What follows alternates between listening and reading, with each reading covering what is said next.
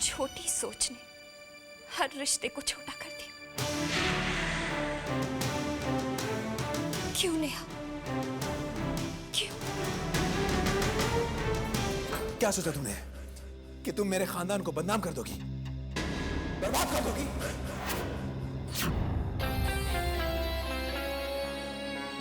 रहने दो इंद्रजीत। नहीं चैतन्य, ये हमारी गुनहगार है, हमारे खानदान की गुनहगार है ये। सुनो, कुछ भी मत कहना, कुछ भी मत बोलना। मैं तुम्हें जल्द से जल्द लंदन भेज दूंगा, ओके? बोलो मैंने कहा। अभी वक्त है, अपनी जुबान खोलो और बताओ किसके कहने पर तुमने ऐसा किया,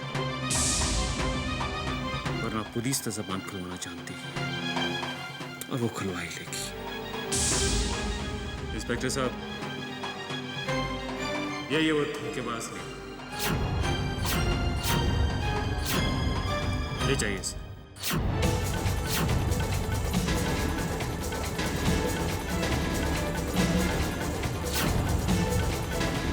नेहा के चेहरे पर जो डर झलक रहा है, उससे ऐसा लगता है कि वो अपनी जबान बस खोलने ही वाली है। और अगर ऐसा हो गया तो बहुत गड़बड़ हो जाएगी, बहुत गड़बड़ हो जाएगी। अरे सर,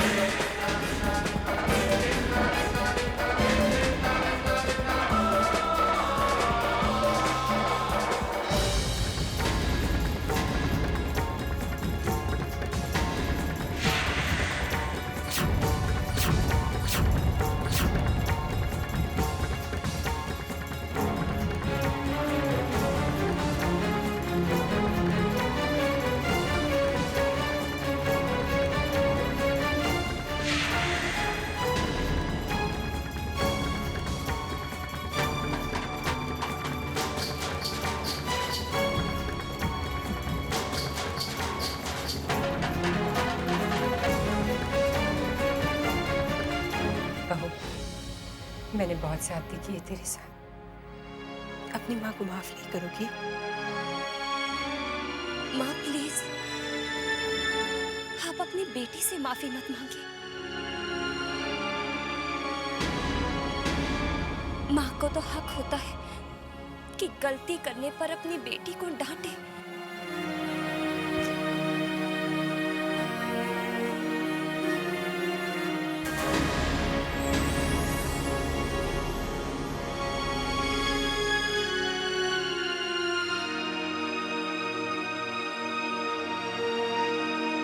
तेरी एक अमानत है मेरे पास,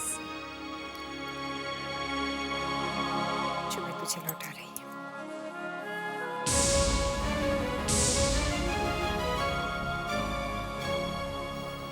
और एक और अमानत भी है।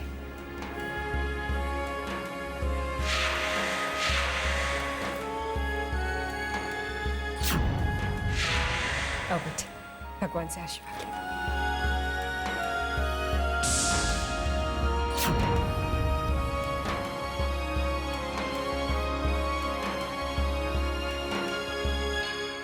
माता रानी, तूने आज इस घर की खुशियों को नजर रखने से बचा लिया। हमेशा ऐसे ही कृपा रखना, ताकि इस घर में कभी कोई मुसीबत ना आए।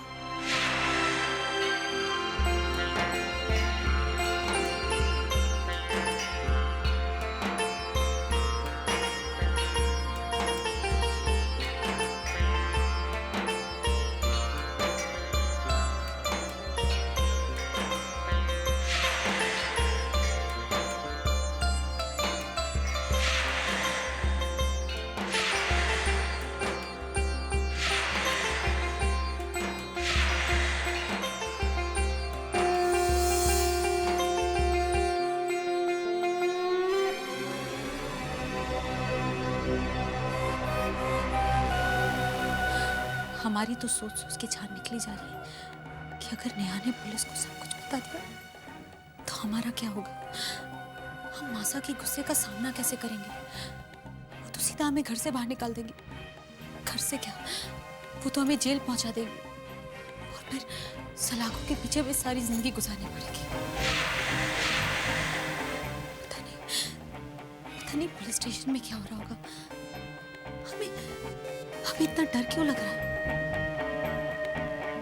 पता नहीं इंद्रजीत भी अब तक वापस नहीं आया।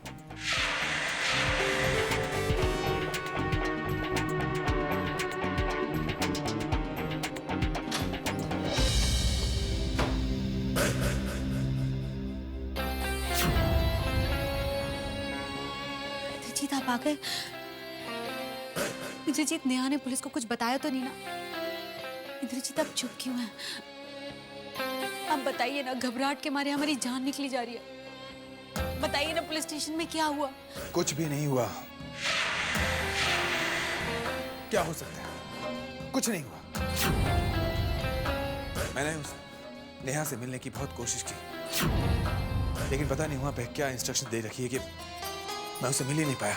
तो अब क्या होगा इंद्रजीत? पद्मिनी, सुबह 9 से 10 वहां विजिटिंग आवर्स होते हैं। मैं कल सुबह 9 बजे नेहा से मिलने वहां पहुंचूंगा। कुछ भी हो जाए, नेहा की जबान नहीं खुलनी चाहिए पद्मिनी। उसकी जबान नहीं खुलनी चाहिए, वरना बहुत गड़बड़ हो जाएगी। उसके बाद 2 दिन के अंदर किसी भी तरह से पैसे खिलाकर मैं उसकी जमानत करवा दूंगा और इसे इस शहर से ही नहीं बल्कि इस देश से भी बहुत दूर भेज दूंगा। हाँ, बहुत दूर भेज दूंगा।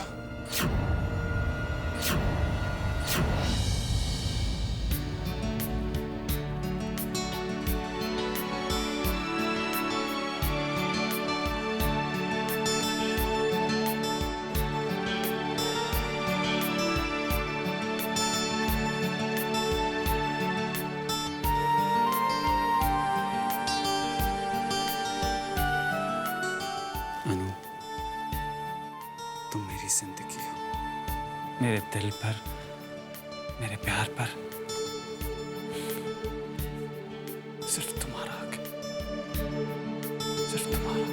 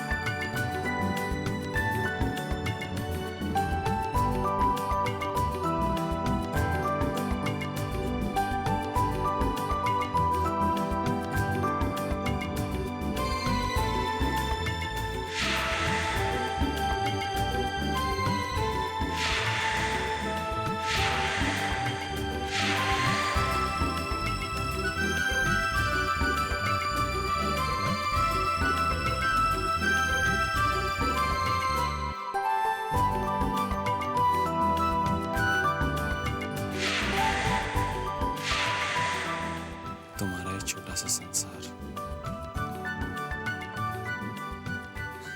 इस संसार की हर चीज पल के बिछाए तुम्हारा इंतजार कर रही थी। तुम्हारे बिना कितनी सूनी सी लग रही थी।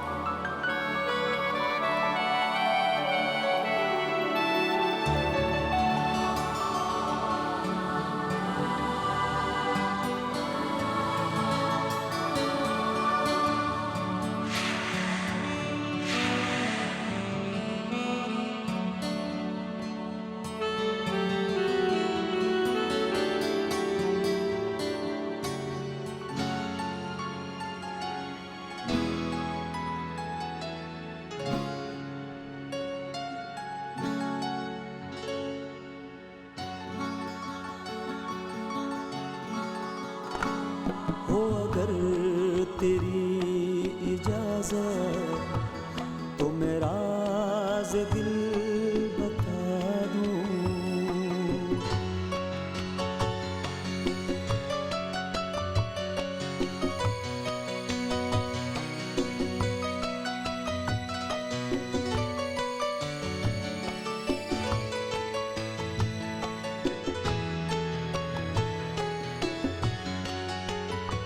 हर खुशी हम सफर हो तेरी राह में, जिंदगी तेरी हर पल संवरती रहे, सुबह हंसती रहे रात गाती रहे, हर फिजा वक्त में रंग भरती रहे। मैं चमन की सारी कलियां तेरी राह में बिछा दूं, नया आसमां बना के तुझे चांद सा सजा दूं। हो अगर तेरी इजाजत तो मेरा राज़ दिल बता दूं।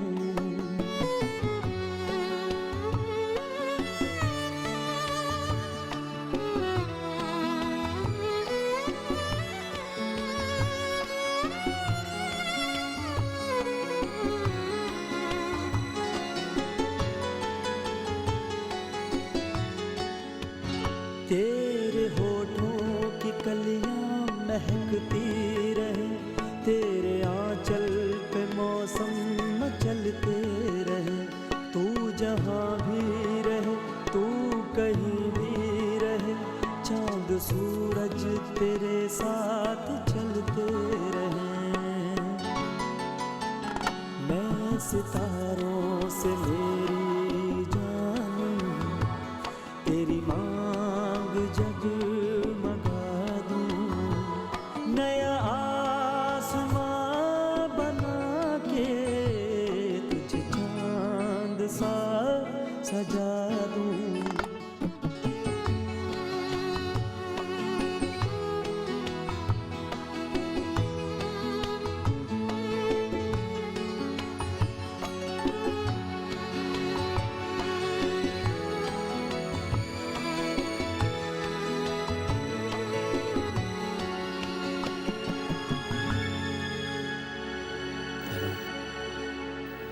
मैं तुम्हें हमेशा यूं हंसते मुस्कुराते देखना चाहता हूँ। तुम्हारा मुरझाया हुआ चेहरा देखने से पहले मुझे मौत आ जाए।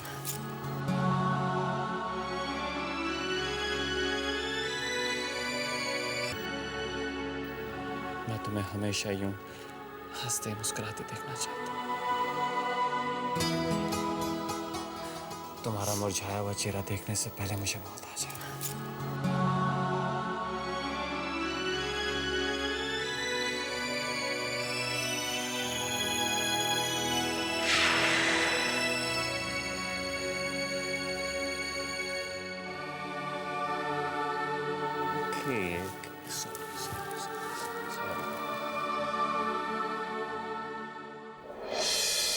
ए,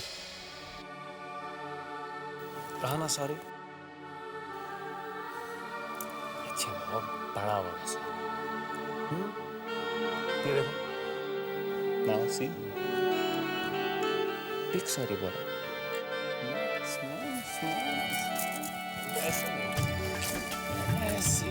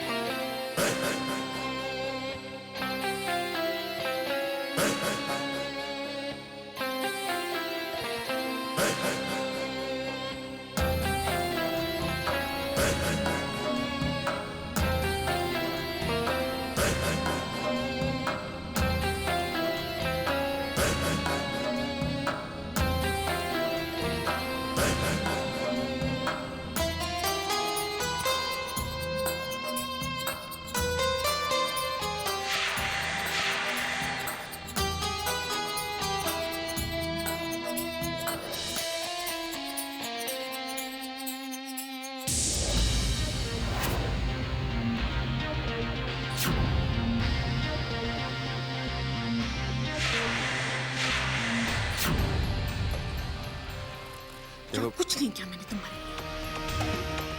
कितना खतरा मोल लिया तुम्हारे लिए,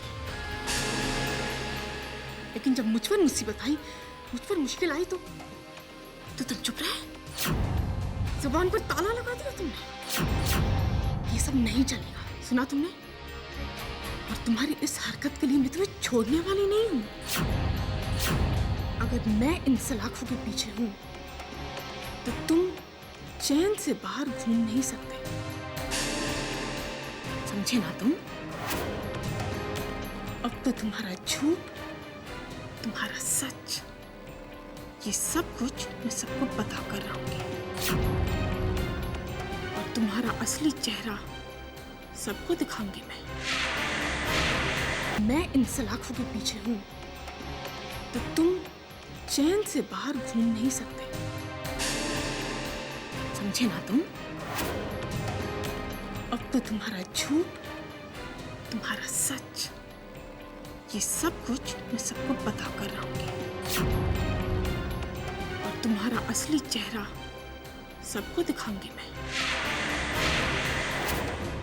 तुम्हारी माँ को, तुम्हारे भाई चैतन्य को, सबको बताऊंगी कि तुम क्या हो।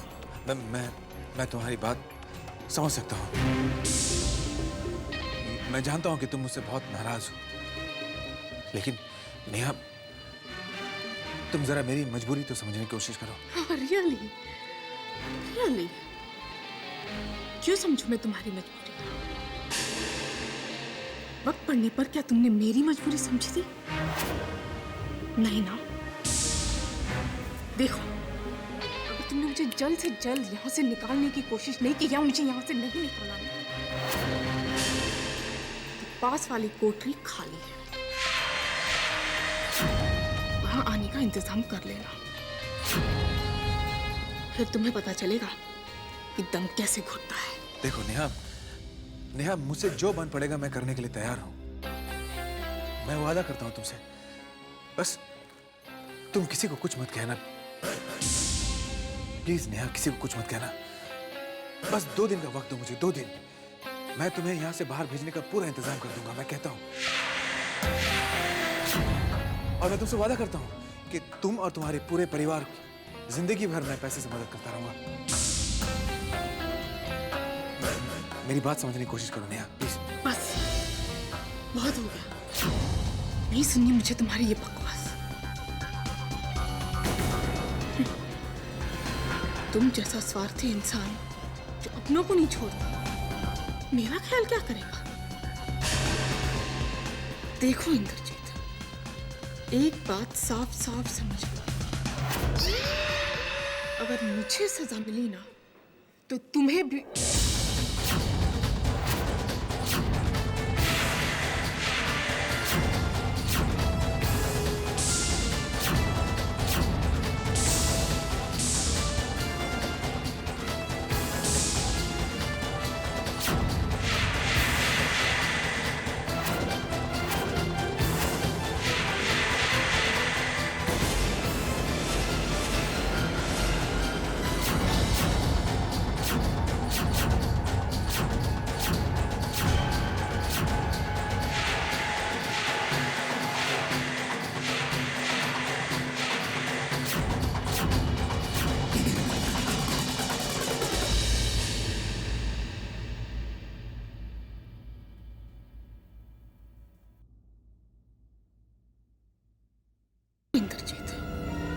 एक बात साफ साफ समझ लो,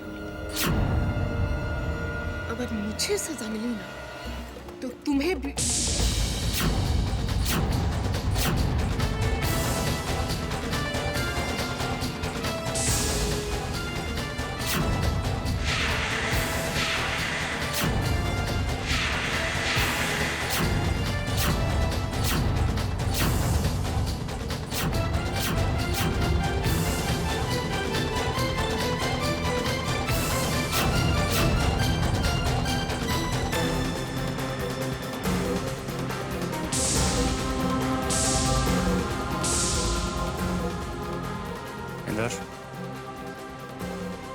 तुम यहाँ क्या कर रहे हो?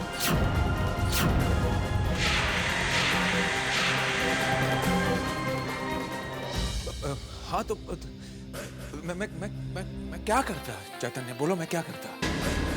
जानते हो तुम, पूरी रात मैं सो नहीं पाया, बस ये सोचता रहा कि कोई मेरे परिवार के साथ इतना बड़ा धोखा कैसे कर सकता है। बार बार बस यही बात मेरे दिमाग में आती रही कि कौन है वो जो हमारे परिवार को इस तरह से बर्बाद करना चाहता है, बदनाम करना चाहता है। कौन है?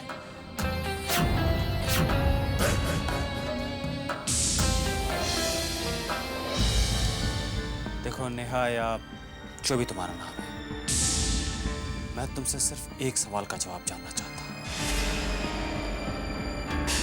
तुम्हें अदिति के बारे में इतना सब कुछ कैसे पता चला? किसने तुम्हें बताया?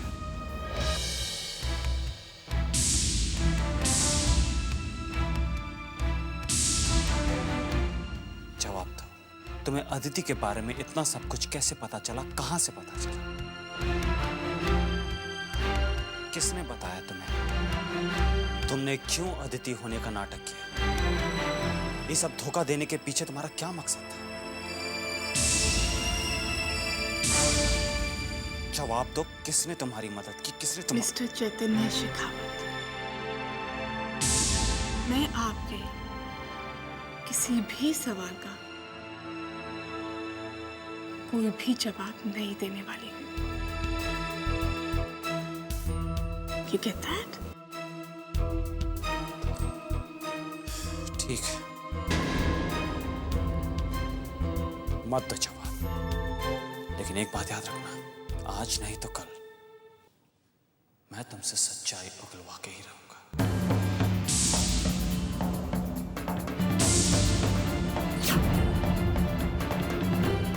चलो इंद्रजीत। चैतन्य, बाय।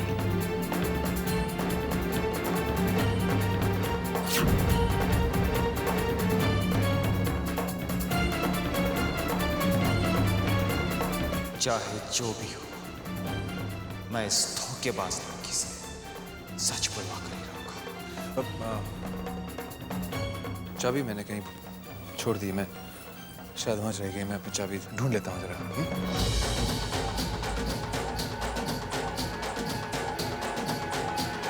उसके लिए चाहे मुझे किसी भी हद तक जाना पड़े।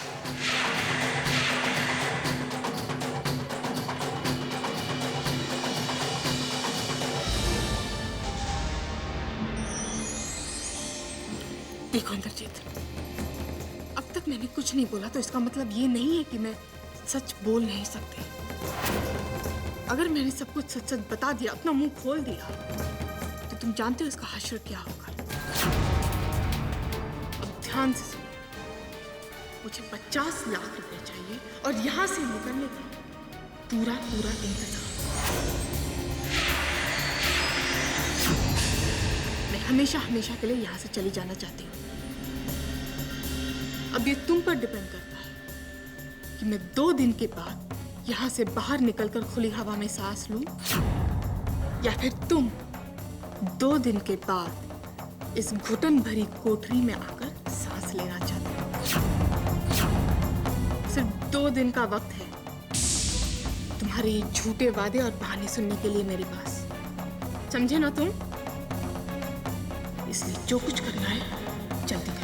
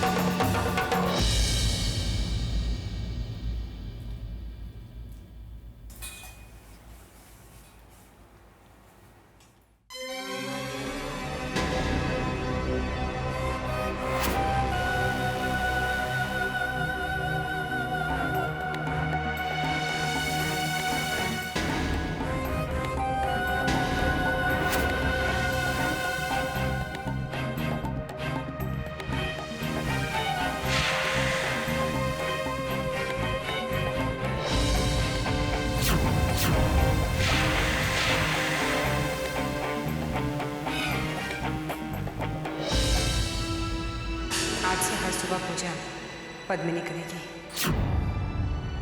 और माता को भोग भी पद्मिनी ही चढ़ाएगी।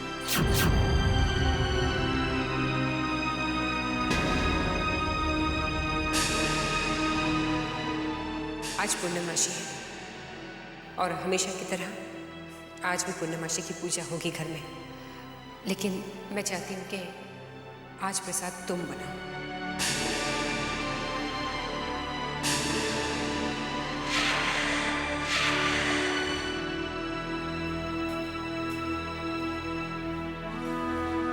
अनुपमा,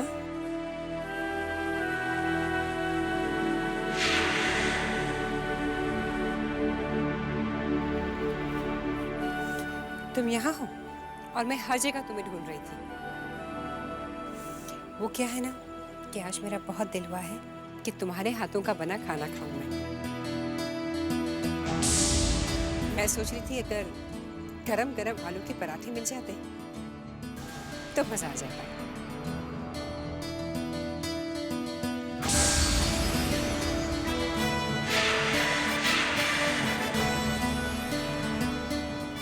ऐसे क्या देख रही हो? लगता है आज मुझे आलू के पराठे नहीं मिलेंगे।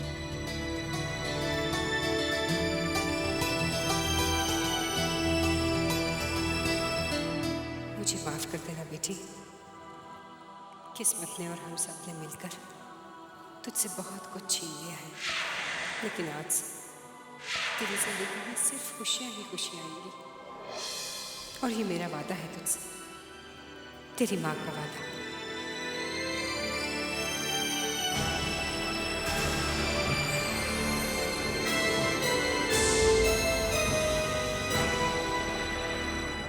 क्या 50 लाख रुपए?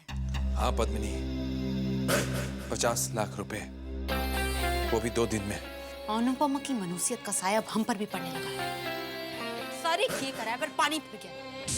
इंद्रजीत, हमारे पास डुप्लीकेट चाबियां तो है तिजोरी की, लेकिन अगर हमने इतने सारे पैसे एक साथ निकाले तो कहीं किसी को शक ना हो जाए। ये अनुपमा और चैतन्य भी ना जीना हराम कर रखा है हम लोगों का। जीना तो हराम हो ही गया है। बोलो मनोज, बोलो।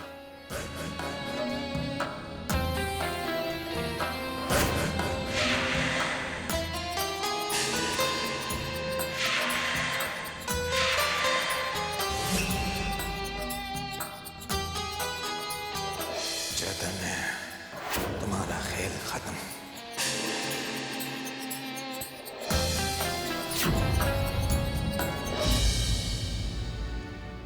चैतन्य, आप आ गए?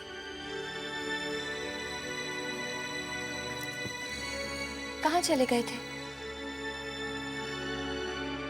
नहीं अनु, अब मैं तुम्हें कभी एक पल के लिए भी परेशान नहीं होने दूंगा। तुम्हारे चेहरे पर जरा सी भी शिकन है, ये मुझे मंजूर नहीं। चैतन्य, क्या सोच रहे हैं? सोच रहा हूं तुम आईना मत देखा करो। क्या है ना, कहीं तुम्हें अपनी ही नजर ना लग जाए।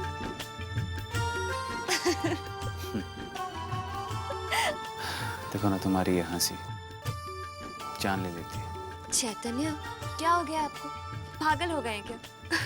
पागल कहो, दीवाना कहो, चाहे जो भी कहो। अच्छा, शायरी। शायर नहीं, दीवाने हो, पागल दीवाने।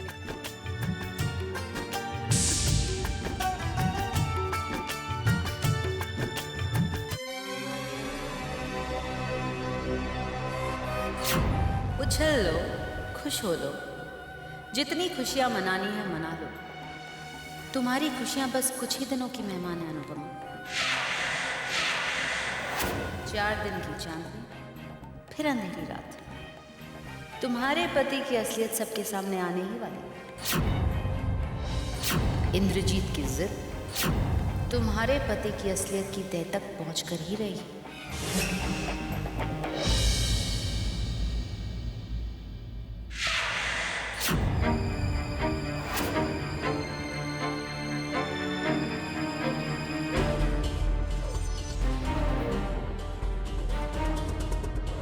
आ रहे भैया जी।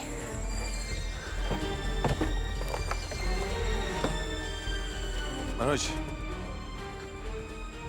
मुझे हमारा काम होता हुआ नजर आ रहा है। उम्मीद तो पूरी मुझे भी है भैया, क्योंकि गायत्री के अलावा यही इंसान बसता है जो आश्रम में शुरू से रहा है। और मुझे उम्मीद है कि ये चैतन्य के अतीत के बारे में सब कुछ जानता होगा। और वैसे भी ये ज़रूरतमंद इंसान है भैया, मैंने सब पता कर लिया है। इसका बेटा हॉस्पिटल में एडमिट है, उसके ऑपरेशन के लिए इसे काफ़ी पैसों की ज़रूरत है। वो कहते हैं ना, हर इंसान की एक कीमत होती है। बस आप बोली लगाइए, ये जुबान अपने आप खोल देगा। ओके।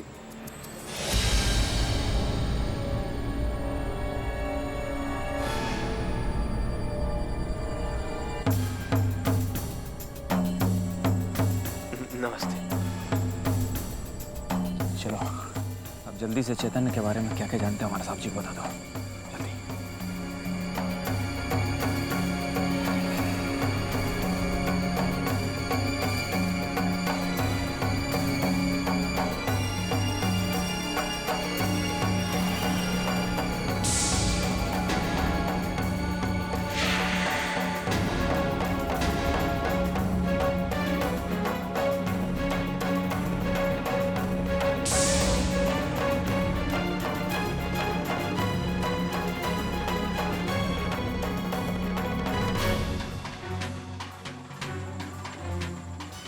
चैतन्य के बारे में एक बात मैं जानता हूँ।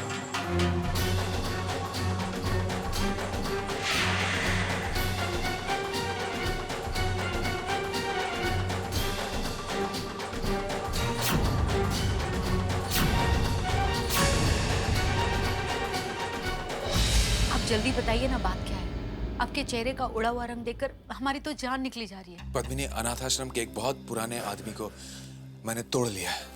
तो कुछ राज पता चला चैतन्य के बारे में? हाँ, बहुत सारी राज का पता चला है मुझे, लेकिन कोई एक खास राज की बात जरूर है जिसका मुझे अब तक पता नहीं चल पाया।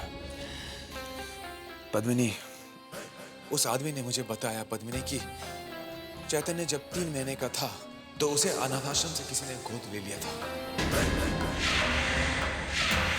और जब मॉम को पता चला था तो मॉम उस आदमी के पास जाकर उसके सामने हाथ जोड़कर उसे मुंह मांगी कीमत देकर चैतन्य को वापस इस घर में ले आई थी। मुझे लगता है कि ये चैतन्य कोई मामूली अनाथ नहीं है, कोई खास बात तो जरूर है।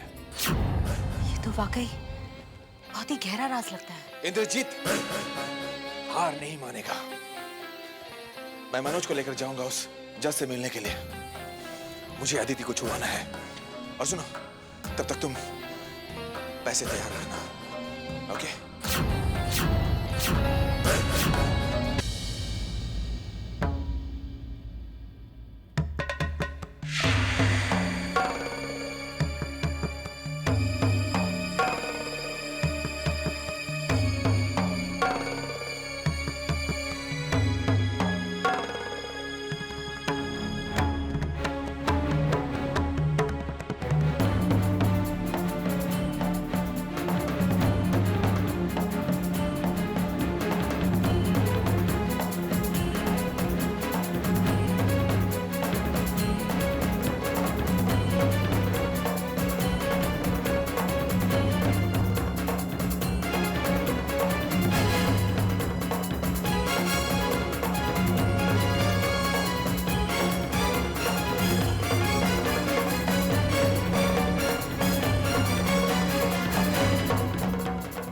सारे पेपर्स रेडी है ना? जी मैडम। चलिए।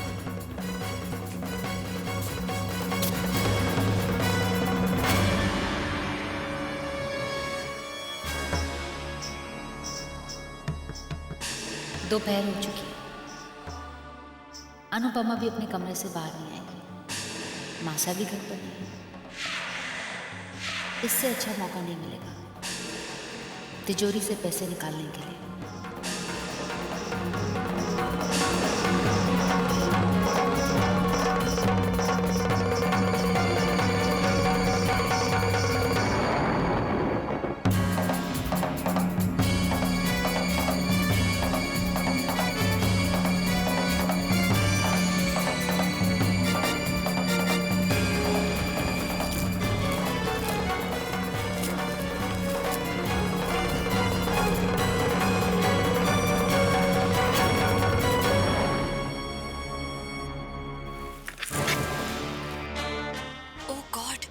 ये पेपर्स तो तिजोरी में रखते थे, सुबह ही चैतन्य बताकर गए थे।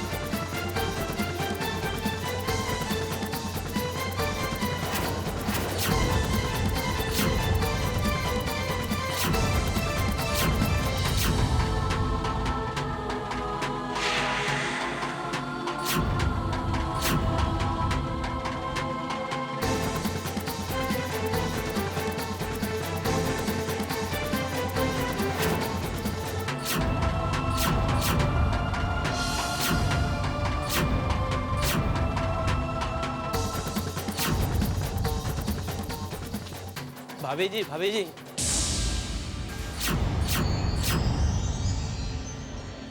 भाभी जी, माँ जी का फोन आया था, उन्होंने चेक बुक मंगवाया, बोला ड्राइवर के हाथों भेज देना, ड्राइवर के हाथों भेज देना। अच्छा तुम नीचे जाओ, मैं लेकर आती हूँ।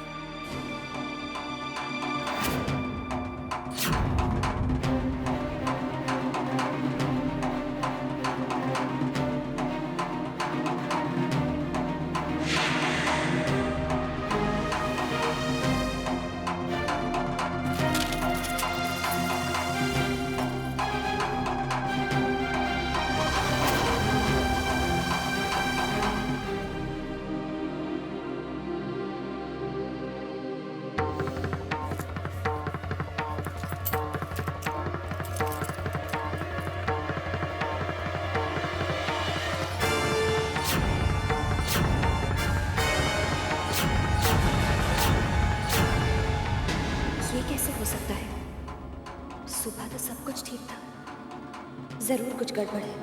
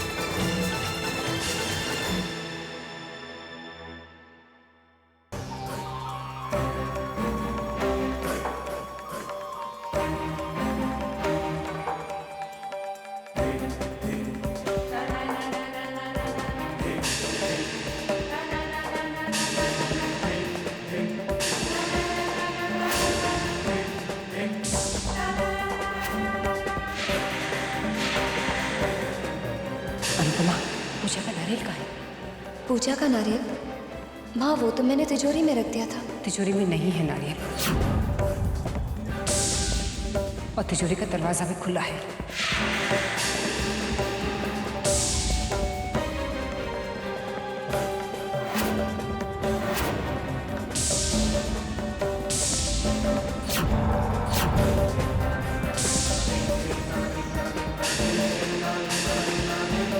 ये क्या है पद्मिनी? तुम अपने ही घर में चोरी कर रही हो? तुमने इतना भी नहीं सोचा कि इस घर के लोग तुम पर कितना विश्वास करते हैं, कितना मानते हैं तुम्हें? ऐसी भी क्या मजबूरी आ गई थी जो तुम्हें इस हद तक गिरना पड़ा? बोलो पद्मिनी, जवाब दो। क्या जवाब दे? हाँ, हमारी जिंदगी की हर मजबूरी की वजह तुम हो, हर परेशानी की वजह तुम हो अनुपम। जब से तुम हमारे घर में आई हो ना, जीना हराम कर दिया तुमने हमारा। हमारे सारे हक हमसे छीन लिए गए। हमारे घर में हमें पराया कर दिया गया, सिर्फ तुम्हारी वजह से अनुपम। लेकिन हम इतनी आसानी से ये सब नहीं छोड़ेंगे। हम अपने हक लेके रहेंगे, क्योंकि ये सब हमारा हक है। सुना तुमने अनुपमा? तुम्हें जिसे कहना है कह दो, जिससे शिकायत करनी कर लो। हमें किसी से डर नहीं लगता अनुपमा।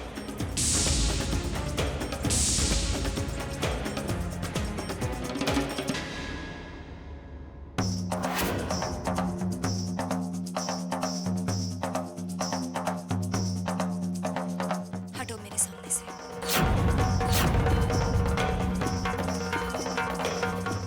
मैंने कहा हटो।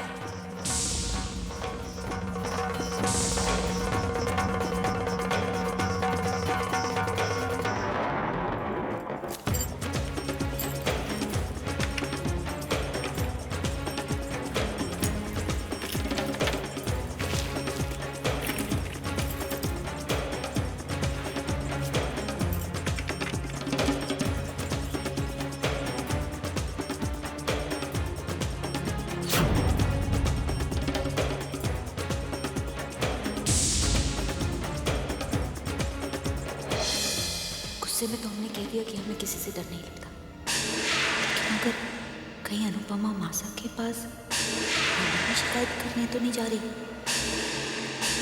मासा को उसने सब कुछ बता दिया तो तो सुनते ही हमें और इंद्रजीत को जायदाद से बेदखल कर देंगी, साथ में इस घर से भी निकाल देंगे।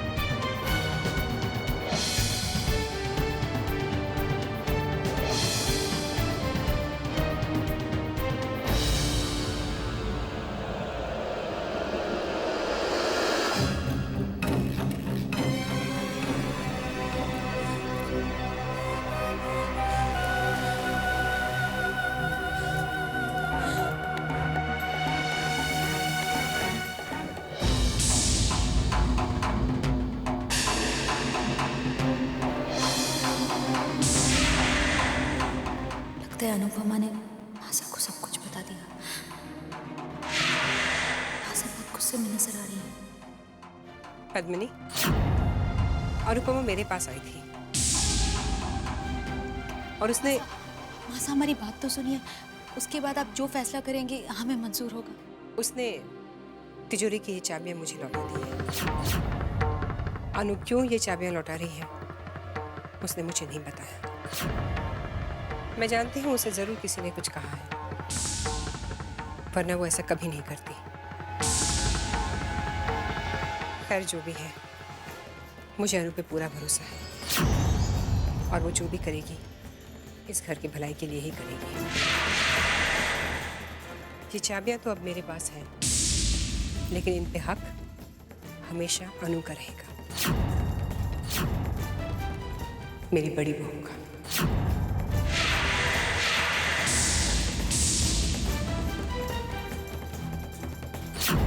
अनुपमा अनुपमा अनुपमा, जैसे इस दुनिया में अनुपमा के अलावा कुछ है ही नहीं।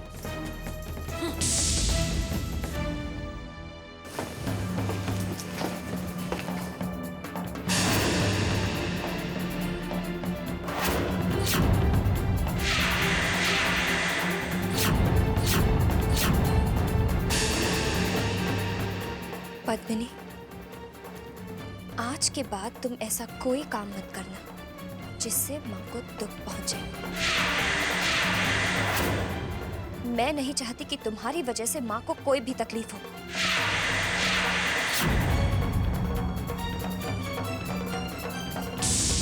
देखो, हमें शिक्षा देने की कोशिश मत करो, क्योंकि हम बहुत अच्छी तरह से जानते हैं कि हमें क्या करना है और क्या नहीं। मैं तुम्हें कोई शिक्षा देने नहीं आई हूँ। हाँ, पर मेरी बात को सलाह जरूर मान लेना। मैंने तो अपना काम कर दिया, अपना हक माँ को देकर। अब तुम अपना सोचो,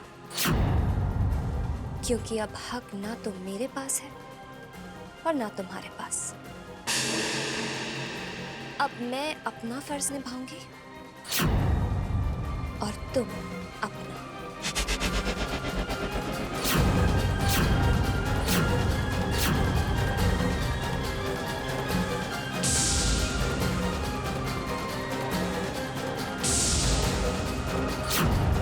और हाँ, मेरी चुप्पी को मेरी कमजोरी मत समझना। मैंने ये बात माँ से इसीलिए छुपाई है ताकि सच जानकर उन्हें दुख ना हो।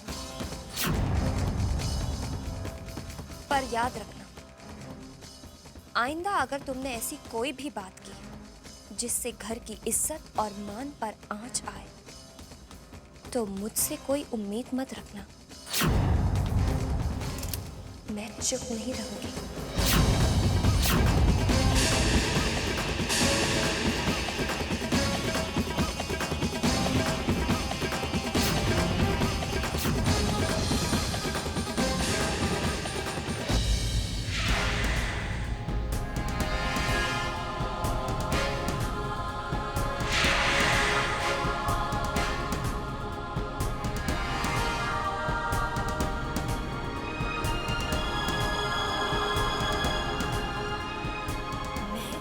जीते जी अपने परिवार पर कोई आँच नहीं आने दूंगी। मैं इन नकली चाबियों का नामो निशान मिटा दूंगी।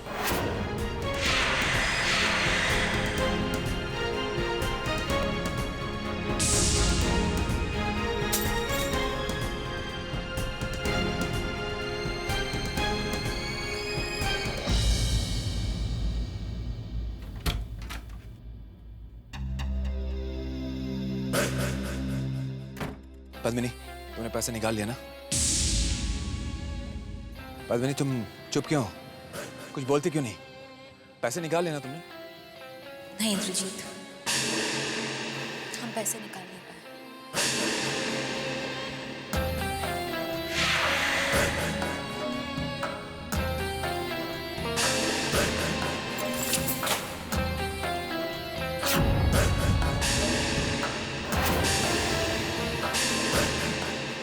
नहीं, मैं अपने प्लान को चौपट नहीं होने दूंगा।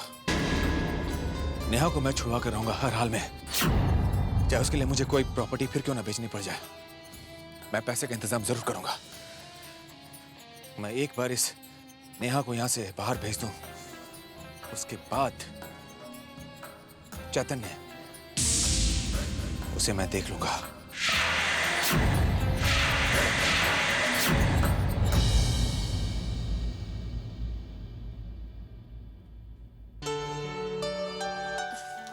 चलिए, खाना तैयार है।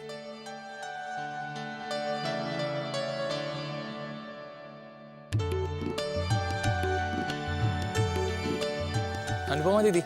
वीर,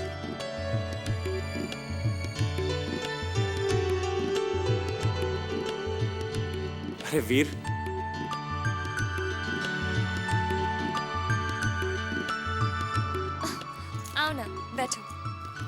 शारदा आंटी। जीते रहो बेटे, बैठो। दीदी, चैतन्य जीजू, मुझे आप सबको एक गुड न्यूज़ देनी है।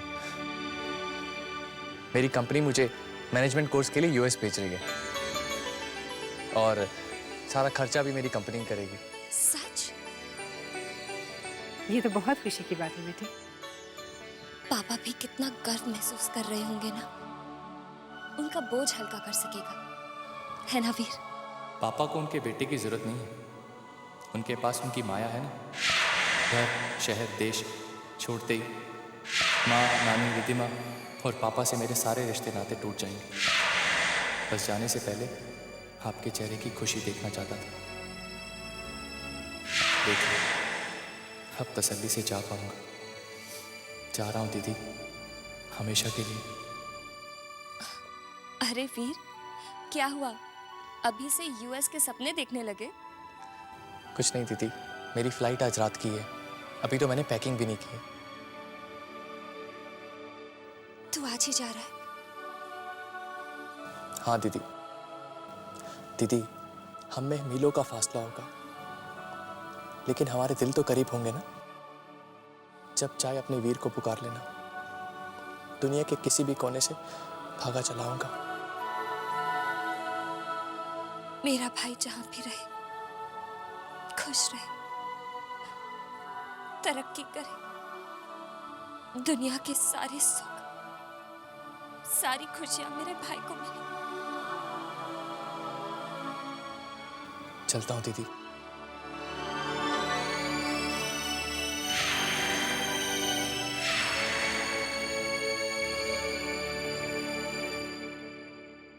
बोलो मनोज। हाँ भैया जी, आपने जो प्रॉपर्टी गिरवी रखने के लिए कहा था वो मैंने गिरवी रख दी है, और जो रकम हमें चाहिए थी उसका भी बंदोबस्त हो गया है। Very good Manoj. और एक बात, किसी को इस बारे में कुछ भी पता नहीं चलना चाहिए। सवाल ही पैदा नहीं होता भैया जी। लेकिन एक बात मुझे समझ में नहीं आती, क्या मैं ये चैतन्य से कब तक यूं डर डर के रहना पड़ेगा? मनोज, मैंने तुम्हें कितनी बार कहा है कम बोला करो।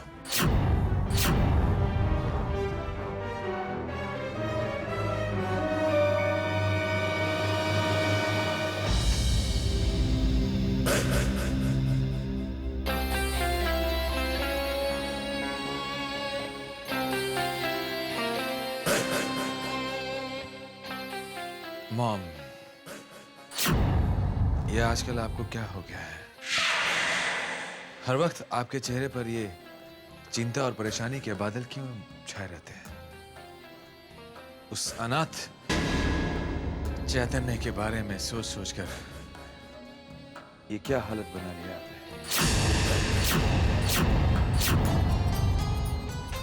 तुम कहना क्या चाहते हो इंद्रजीत? नहीं मैम, मॉम, मैं तो बस इतना कहना चाहता हूँ मॉम के आपका दिल बहुत बड़ा है।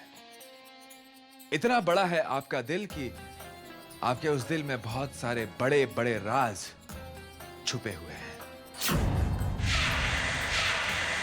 जिस तरह बरसों पहले आपने मुंह मांगी कीमत देकर एक अनाथ को इस घर में जगह दी थी, ठीक उसी तरह मैंने भी, यानी कि आपके बेटे ने मुंह मांगी कीमत देकर आपके ही वफादार से उसी अनाथ का सच जान लिया है। कीमत देकर आपके ही वफादार से उसी अनाथ का सच जान लिया है। उस राज का पता लगा लिया है। अब सिर्फ आप ही नहीं, बल्कि मैं भी आपके उस लाडली चैतन्य का राज जान गया। और अब ये राज मेरे जरिए पूरी दुनिया जानेगी।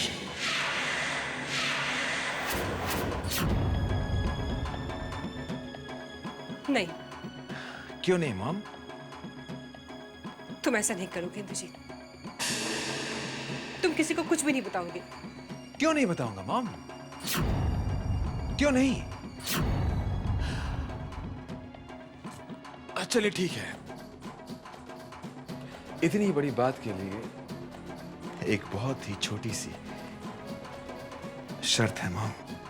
कैसी शर्त? वो शर्त यह है मॉम कि चैतन्य की जिंदगी से जुड़ा हुआ सच, उसकी जिंदगी का राज मैं आपकी जबान से सुनना चाहता हूं। वो एक एक शब्द आप मुझे बताएंगी। बताइए मॉम, बताइए, क्या फैसला है आपका मॉम? चुप मत रहिए मॉम, क्योंकि अगर आप चुप रहेंगी तो मैं शोर मचा दूंगा, और अगर मैंने शोर मचा दिया तो दुनिया भी शोर मचाने लगेगी। वो शोर मचा मचा कर आपसे सवाल पूछेगी, और इतने सवाल पूछेगी मॉम कि आप जवाब देते देते थक जाएंगी। बताइए मॉम, चुप मत रहिए मॉम।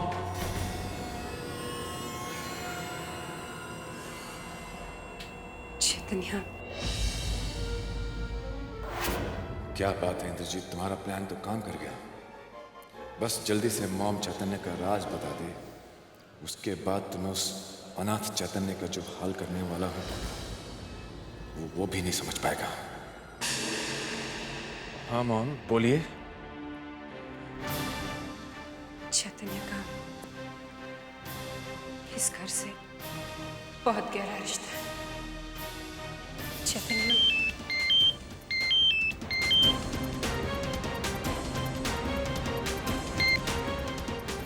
वो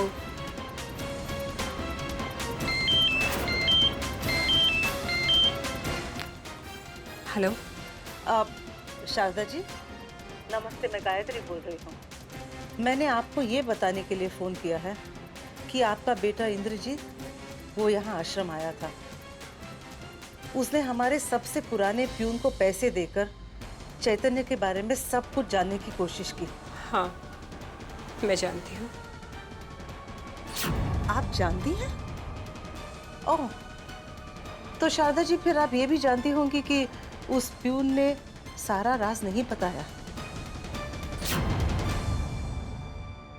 उसने सिर्फ इतना बताया कि वो मांगी कीमत देकर चैतन्य को यहाँ से आप लेकर गई थी। भगवान का लाख लाख शुक्र है, राज राज ही रहा।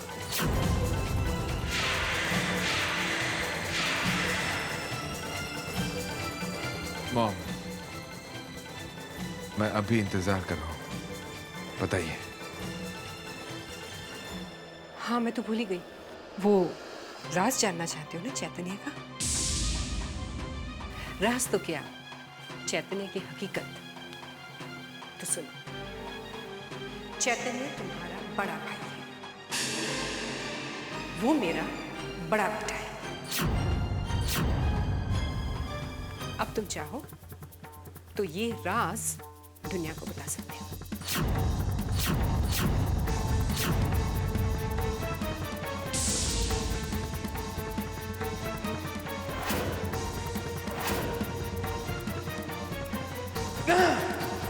सारी लिस्ट चेक कर ली, सब सामान आ चुका है, पूजा की पूरी तैयारी हो चुकी है। पिताजी के श्राद्ध में कोई कमी नहीं रहनी चाहिए। चलें? हाँ बेटी चलो।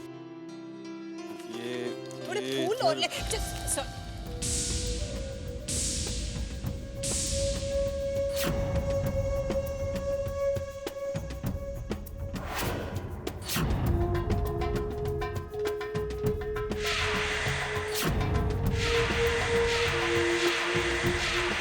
शारदा जी,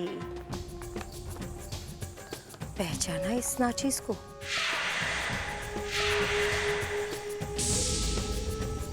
क्या हुआ,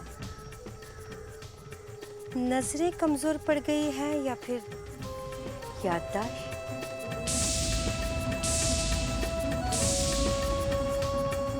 रुखसार बेगम, हे भगवान, अगर इंद्रजीत या चैतन्य ने मुझसे सवाल पूछ लिया कि मैं इसे कैसे जानती हूँ तो मैं क्या जवाब दूंगी? कैसे बताऊंगी दीदी कि एक बाजारू औरत से मेरी जान बचा